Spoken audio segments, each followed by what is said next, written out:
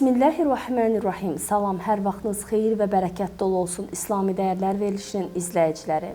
Bəli, biz bu verilişimizdə məhz qadın məzlumluğundan əvvəlki verilişlərdə danışdığımızın ardını gətirmək istəyirik. Çünki verilişimiz vaxt məhdudiyyətindən qısıtlı olduğuna görə fikirlərin bəziləri yarımçıq qalmışdı və daha çox suallar yönəlmişdi.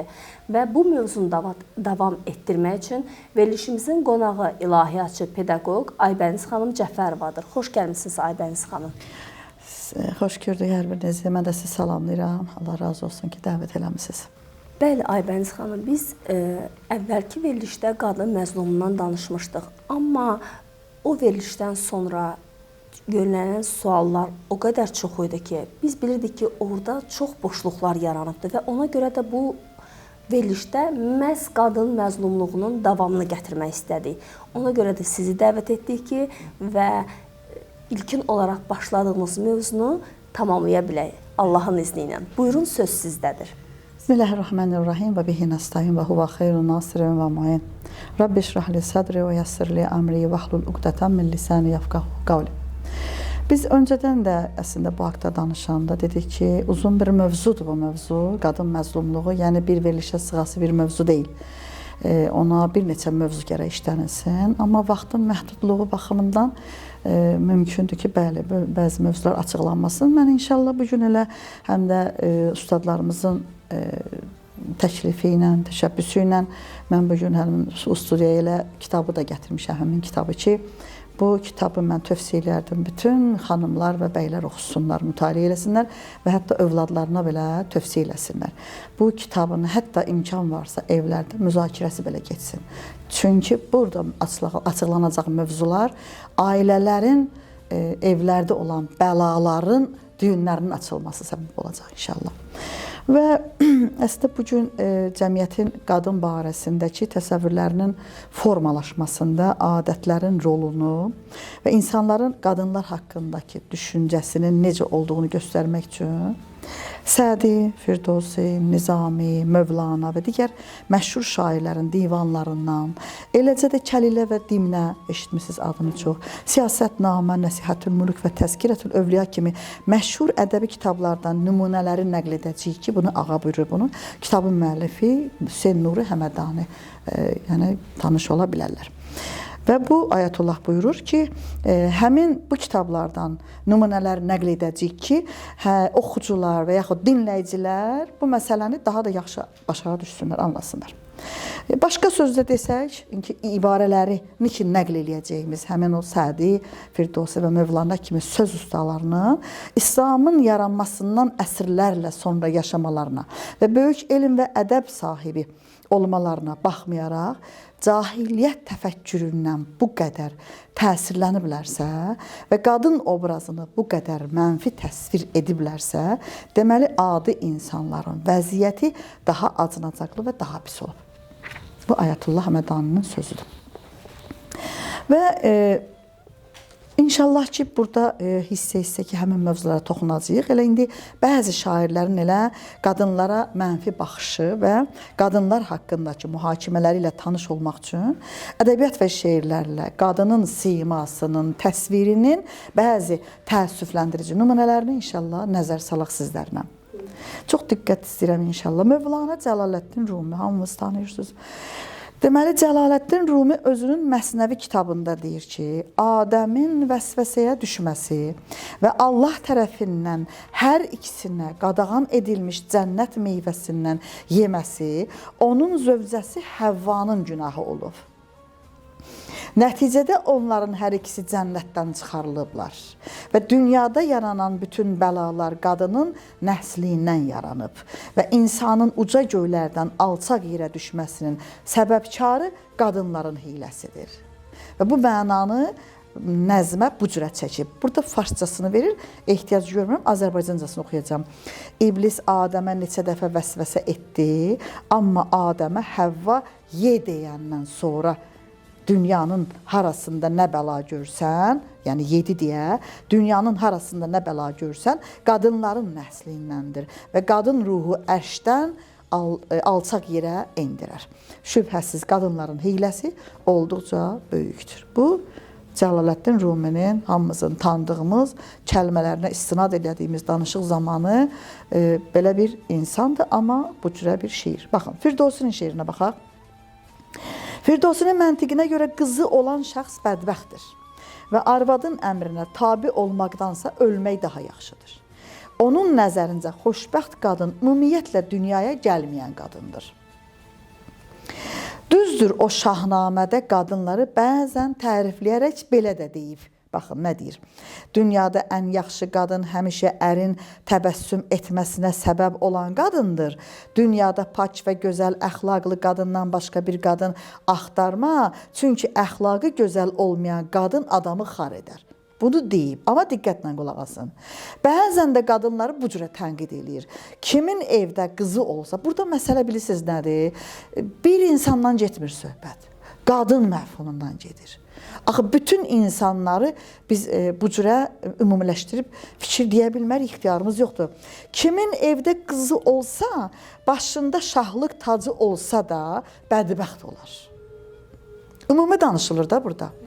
Bir qadından danışılmır ki, oğul əvəzinə qızı olan şəxs qəbrə girib oradan çölə çıxmasa daha yaxşıdır. Bu da bizim Firdosinin şeiridir.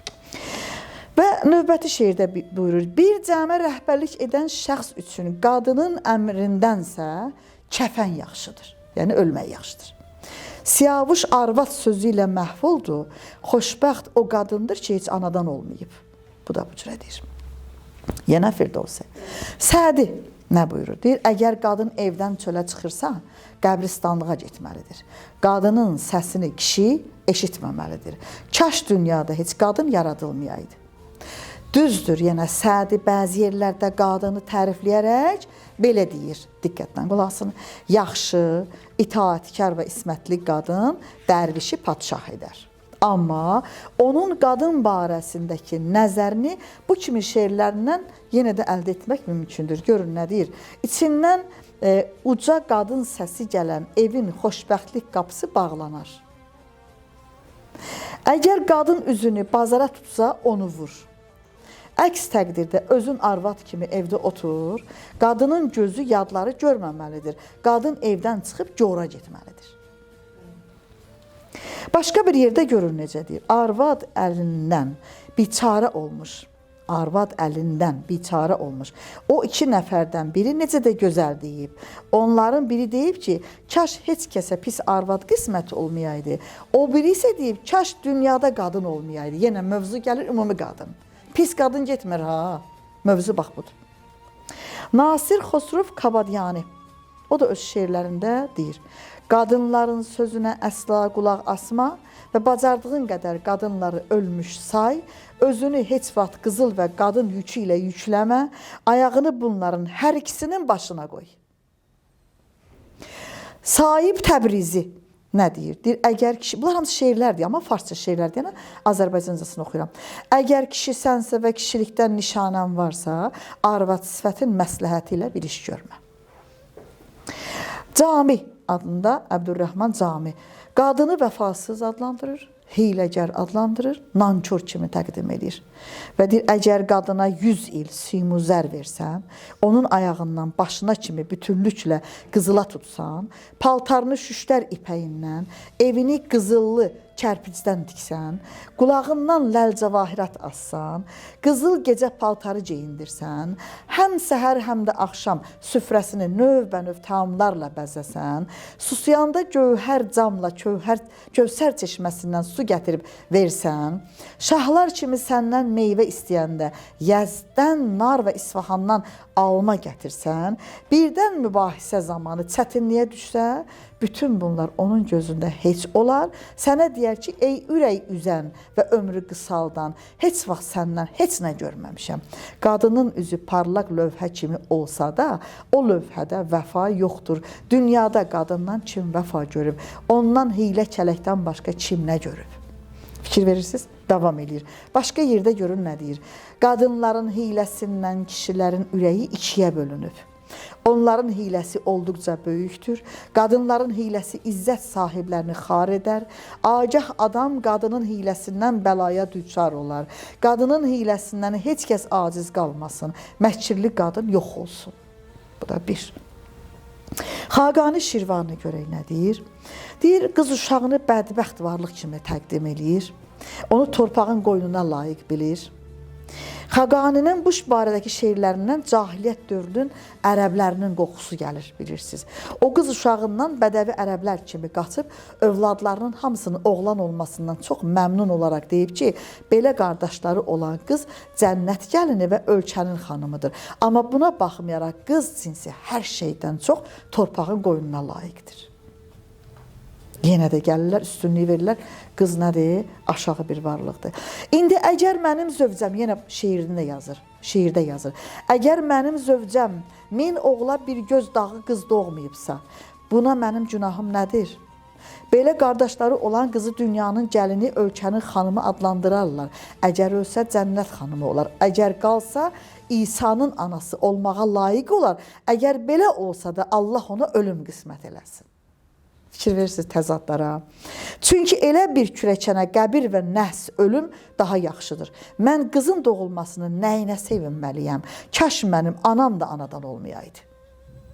Fikir verirsiniz Xaqani Şirvani. Hətta öz anasını. Bəli. Başqa bir yerdə görür nədir? Əgər yaxşı qadın lənət buludunun daş yağışına layiqdirsə, indi gör pis qadının ləyaqəti nədir? Şeirdir ya bu da. Bir qadından 1000 bir bəla gəlir. İndi gör onların sayı 10 və 100 olsa nə olar? Ənvəri adında bir şair yazır. Bu da qadını buluda bənzədir, kişini də aya bənzədib. Və sonra dünyanın ən pis kişilərinin belə dünyanın ən yaxşı qadınları üçün heyif olduğunu deyib.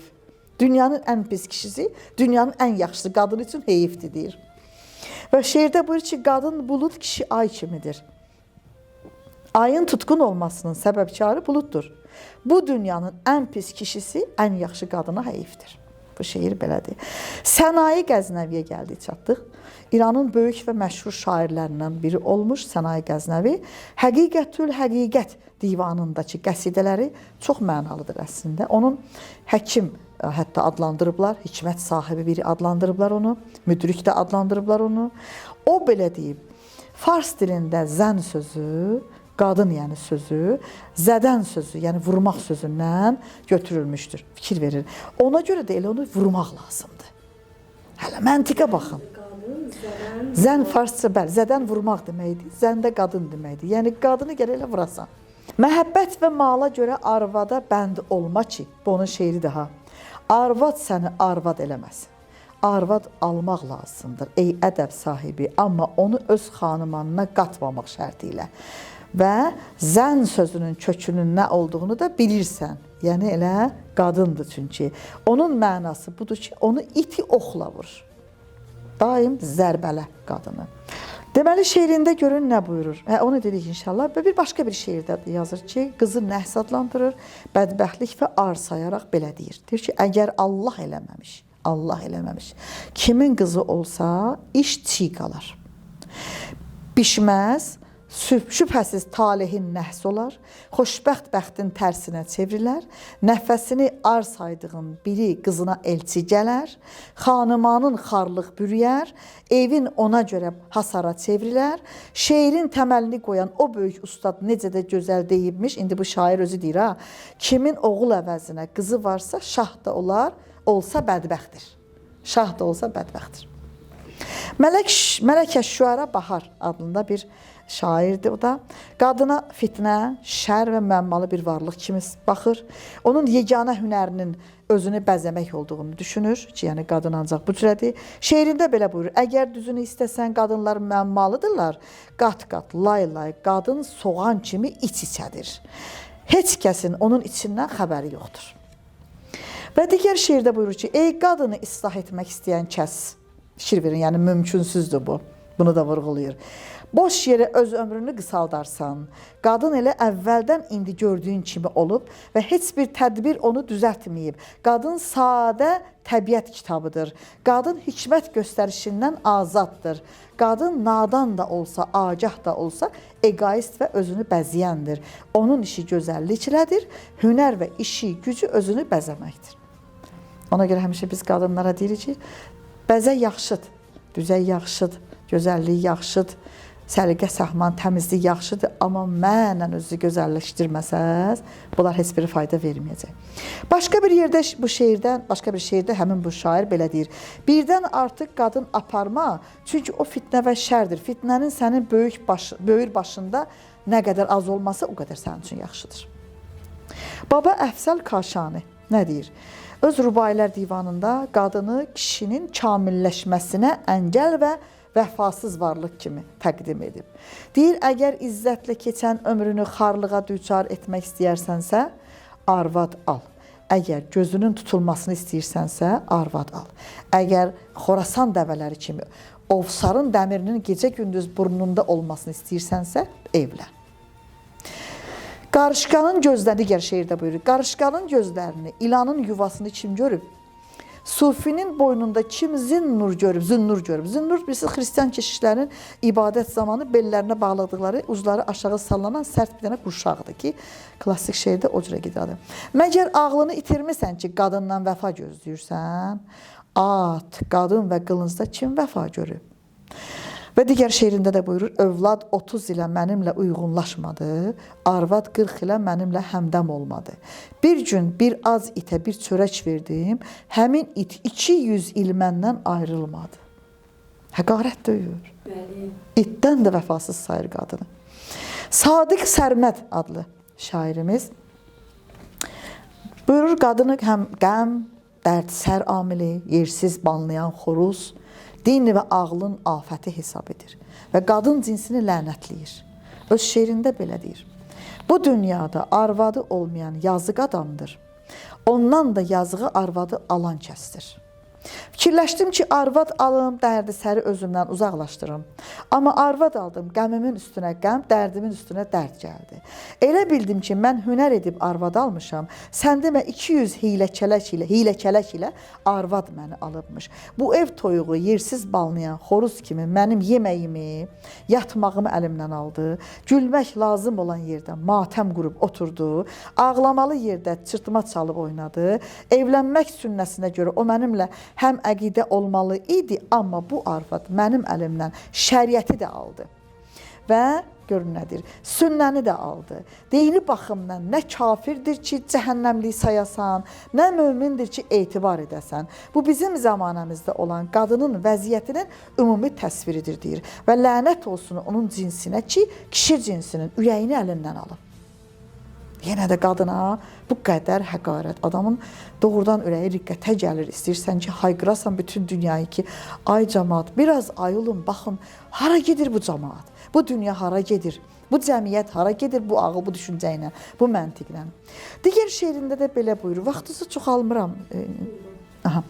Qadın sevgisi din qulduru, həmin bu şair deyir, ağıl oğrusudur. Amma mən ağıl və dinə malik olsam da, oğru və quldurla xoş münasibətdəyəm. Əgər mənim qəbrimdən dünyaya bir deşik atsalar, mən oradan qadının üzün görən kimi qəbirdə qalmağı üstün tutaram. Mən qadın deyəndə onların gözəl əxlaq sahibi olanını nəzərdə tuturam. Hələ fikir verin, gözəl əxlaqlısına bunu deyir. Sən mənim hər nalayiq qadınla xoş münasibətdə olduğumu güman eləmə. Əvvəl də demişəm, bizim evimizi bir-birinə qatan qadındır, amma özüm də təəccüb edirəm ki, mən evi bir-birinə qatanla necə xoş münasibətdəyəm. Bu gün elə bilirəm ki, bu mövzu haqqında, düzdür, mövzu bəhsiliyi davam edir hələ inşallah. Elə bilirəm ki, o verişimizə qalsa yaxşı olar ki, cəmaatın haqqına girməyək. Bu, burada verilən ki, şeirləri siz ədiblərdən, şairlərdən misal olaraq gətirdiniz. Şairlərin və ədiblərin bu qadın haqqında olan bu şeirləri ki var idi, tam şəkildə ki, siz bizə çatdırdınız, hissələri oxudunuz. Əlbəttə ki, bu şeirlər fars dilində, sadəcə siz Azərbaycan dilində onun tərcüməsini dediniz. Ümumiyyətlə, bu ədiblərin və şairlərin qadına qarşı mövqeləri qərəzlidirmi, onda elə çıxır ki? Əslində, düşüncələrindən gələn məsələlərdir bunlar. Əksəriyyətində özünüz də görürsünüz ki, yəni nəyin bahasına olursa olsun, sadəcə düşüncələrində problem var bunların. Əqidələrində problem var bunların. Amma bəziləri isə məqsəd o deyil ki, qadını alçaltsınlar. Sadəcə qadının nəslindən, qadının mənfi xislətlərindən danışıb, daha doğrusu mənfi qadınlardan danışılıb, müsbətlərini nəzərə almadan danışıblar. Bildiniz necə? Yəni orada gərək vurğulananda mənfilik kişidə də var, qadında da var. Amma bunu bütün qadınlara istinad eləmək haqsızlıqdır o baxımdan. Bəli. Əhl-i Beytə sığınaraq bu ən böyük əlac olacaq inşallah ki, əminik buna da. İnşallah gözəl sözləriniz və vurğuladığınız gözəl fikirlər üçün sizə təşəkkürümüzü bildiririk. Lamiyə Cavadovanın yaratdığı möhtəşəm Mələyim uşaq qadın hicab geyimləri sponsorluğu ilə məhz kamil hicabların yaradılışında, yaranmasında özünə məxsus dəsti xətti olan Lamiyə Cavadova dərin təşəkkürümüzü bildirir və məhz onların sponsorluğu ilə olan İslami dəyərlər verilişinə baxdınız. Sağ olun, salamat qalın. Əgər siz də özünüzə və övladınıza hicab geyimləri axtarırsınızsa, onda Modeliyer Cavadova Lamiyəyə aid olan Mələyim uşaq qadın hicab geyimlərinə müraciət edin. Yüksək keyfiyyətlə ən əsası kamilliyə üstünlük verilərək hazırlanan bu geyimlərdən siz də yararlanın.